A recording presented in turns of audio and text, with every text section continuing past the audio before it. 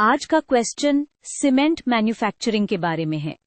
यहाँ गोल ये है कि रॉ मटेरियल से स्टार्ट करके फाइनल सीमेंट पाउडर तक का पूरा प्रोसेस स्टेप बाय स्टेप समझ आ जाए। Let's use a simple diagram to make the relationship easier to see. सबसे पहले बिग पिक्चर क्लियर करते हैं। सीमेंट मैन्युफैक्चरिंग बेसिकली एक कंट्रोल्ड हीटिंग और ग्राइंडिंग प्रोसेस है, जहां लाइमस्टोन और क्ले को हीट करके क्लिंकर बनाते हैं, फिर उस क्लिंकर को ग्राइंड करके सीमेंट बनाते हैं। अब रॉ मटेरियल समझना जरूरी है, क्योंकि फाइनल सीमेंट की क्वालिटी यहीं से डिसाइड होती है। तो हम दो मेन ग्रुप्स मान के चलते हैं, कैल्केरियस मटेरियल कैल्शियम के लिए और आर्जिलेशियस मटेरियल सिलिका और एल्यूमिना के लिए।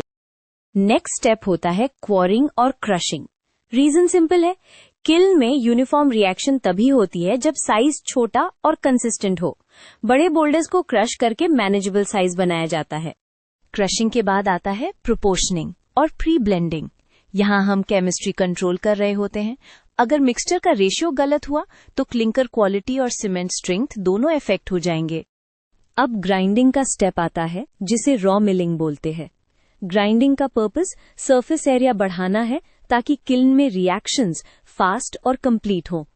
इस स्टेज पर रॉ मील एक फाइन पाउडर जैसा बन जाता है। रॉ मील को डायरेक्टली किल्न में डालने से फ्यूल ज्यादा लगेगा, इसलिए प्री हीटर और प्री कैल्सिनर यूज होते हैं। यहाँ हॉट गैसेस से रॉ मील पहले से हीट हो जाता है और लाइमस्टोन का डीकम्पोजिशन का काफी पार्ट पहले ही हो जाता है। अब कोर स्टेप है रोटरी किल्न में बर्निंग। किल्न के अंदर टेम्परेचर बहुत हाई होता है, जहां रॉ मील केमिकल चेंजेस से हार्ड नोड्यूल्स बनाता है, जिसे क्लिंकर कहते हैं।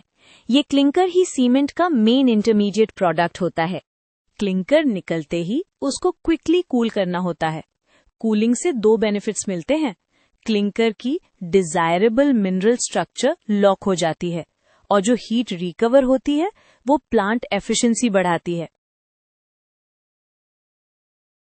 अब क्लिंकर को सीमेंट बनाने के लिए फाइनल ग्राइंडिंग होती है। यहाँ एक इम्पॉर्टेंट पॉइंट, थोड़ा जिप्सम ऐड किया जाता है। व्हाई? क्योंकि जिप्सम सेटिंग टाइम कंट्रोल करता है, वरना सीमेंट बहुत जल्दी सेट हो सकता है।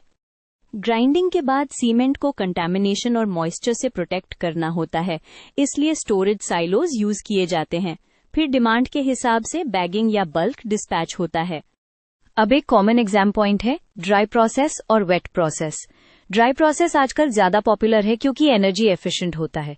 वेट प्रोसेस तब यूज होता था जब रॉ मटेरियल को स्लरी बना के हैंडल करना इजियर होता, बट फ्यूल कंजम्पशन हाई होती है।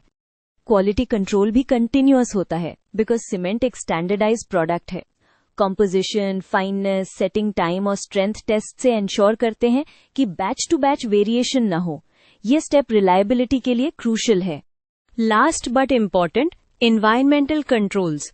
सीमेंट प्लांट्स में डस्ट और गैस एमिशंस हैंडल करनी होती है, इसीलिए बैग फिल्टर्स या electrostatic precipitators and modern process optimisation use होती है to reduce pollution and save energy.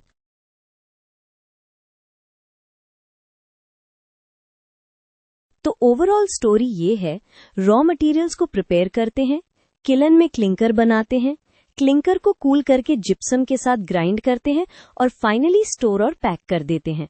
अगर आप फ्लो याद रखेंगे तो मैन्युफैक्चरिंग का आंसर ऑटोमेटिकली डिटेल्ड बन जाएगा।